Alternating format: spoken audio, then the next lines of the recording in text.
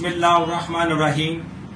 ऐ अल्लाह, हम तेरी ही इबादत करते हैं और तुझी से ही मदद मांगते हैं। गुज़श्ता चंद माह से कोरोना वायरस ने पूरी दुनिया के 156 ममालिक में खौफो हरास फैला रखा है। इस सिलसिला में वज़ीर-ए-आज़म पाकिस्तान ने गुज़श्ता रोज कैबिनेट का इजलास तलब किया। इजलास के फौरन बाद पाकिस्तान के तमाम पब्लिक मकामात को बंद करने के अहकाम जारी किए, मगर सहाफती कम्युनिटी के लिए कोई बयानिया जारी नहीं किया।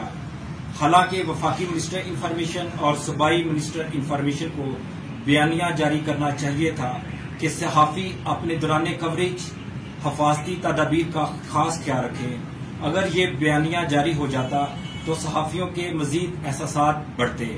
मैं बतौर चेयरमैन पाकिस्तान जर्नलिस्ट एसोसिएशन तमाम सहाफती कम्युनिटी को पैगाम देता हूँ कि दौरान कवरेज हफाजती तदाबीर का ख्याल रखें। Thank you. Allah Hafiz.